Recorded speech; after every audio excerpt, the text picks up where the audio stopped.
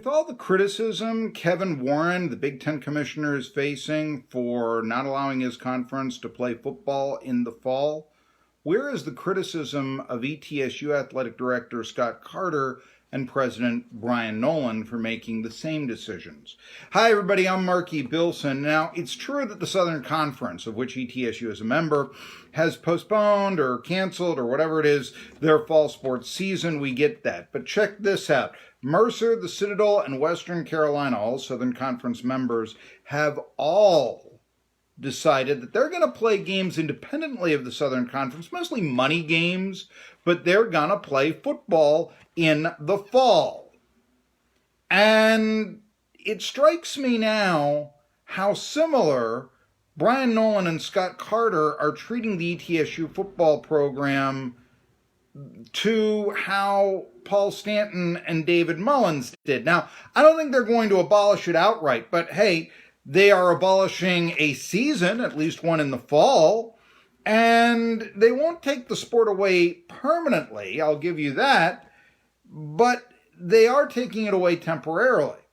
And this is going to cripple the program if they continue down this path. There is a clear message sent of, bunch of SOBs, the same old Bucs. This is the program that finally won the conference in 2018, followed it up with a last place season, and then they didn't even play the next year when their conference brethren was. Now, I know they're going to say, we're concerned about our student athletes, which, as John Feinstein so accurately says, is actually a redundancy. Student athlete is like saying man person. I mean, it's just ridiculous. But here's the situation. You are really doing your best player, Tyree Robinson, wrong. Now, there are some people that will tell you, and I've heard this from ETSU professors, well, we're not here to get you a job. We're here to educate you. And that I always thought is I never really was big on that philosophy of education.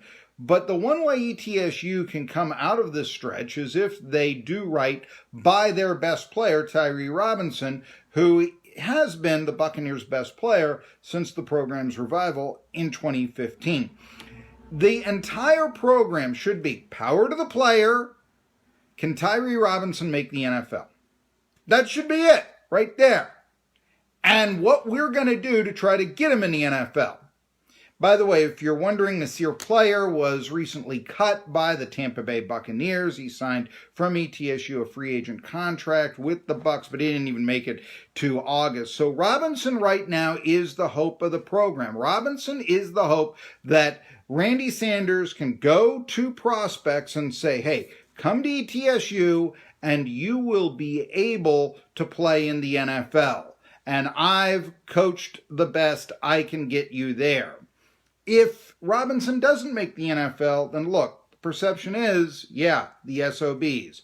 Not a program on the rise from 2018, but rather a 22 and 35 program, and compare what they've done to, let's say, what Kennesaw State has done or something. There's no comparison, okay? It's just the same old Bucs.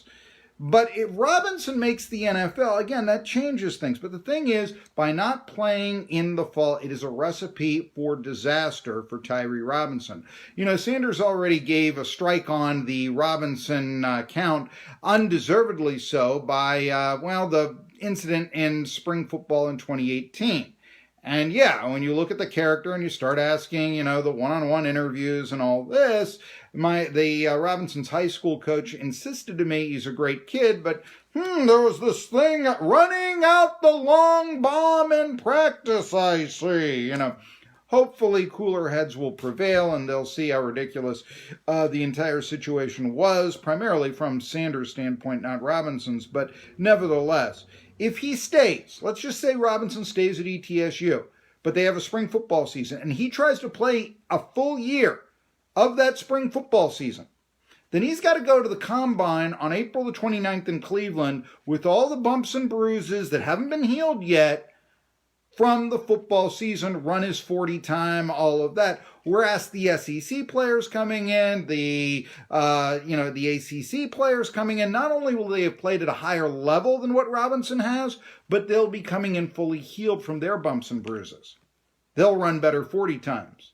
That is a recipe for disaster for Robinson. So let's say he says, okay, I'm going to sit out, which a lot of people think the NFL prospects whose teams are going to play in the springtime will.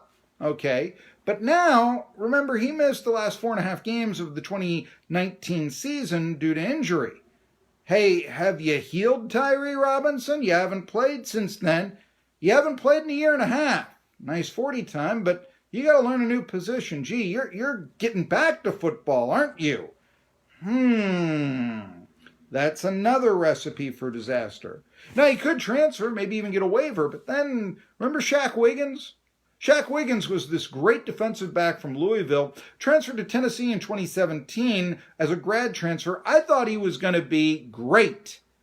Unfortunately, it was Butch Jones last year. He barely made the field. Wiggins would have been better off entering the NFL draft out of Louisville. Instead, he sat on the bench for a 4-8 football team, and that basically killed his career. Same thing could happen to Robinson. Remember, he'd be the newcomer coming in. He's got to learn probably a new position. The coaches already have the guys they want to play in their lineup. That's not the best thing for Robinson either.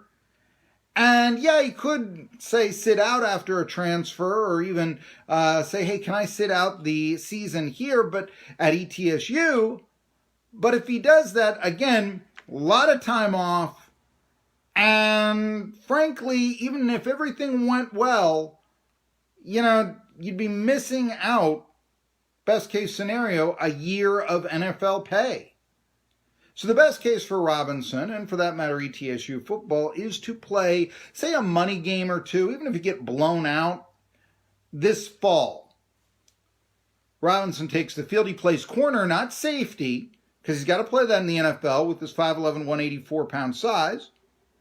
And does very well. Now he's got tape he can show the NFL. Now, hey, I'm fully healed from my injury. Hey, I've played against the big time.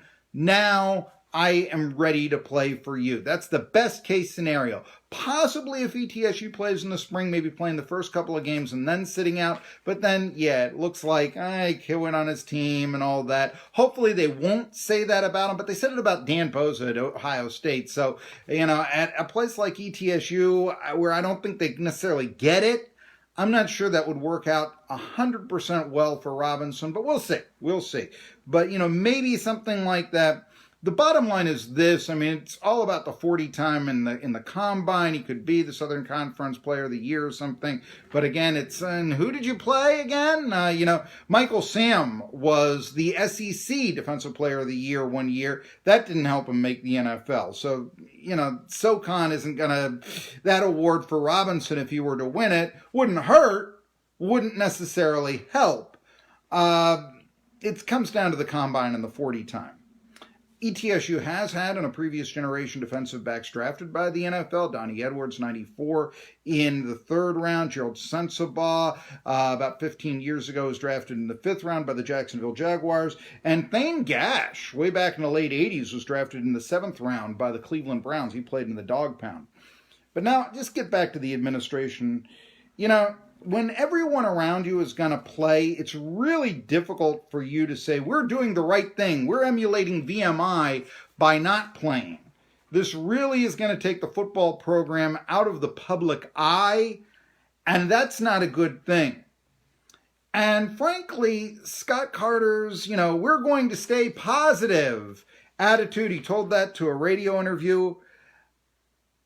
That mirrors the mindset and lines of his predecessor, David Mullins, who would say the same thing. We like to stay positive and all this. No football program, basketball program gets blown up by Belmont in the conference final. We like to stay positive. It's whistling by the graveyard.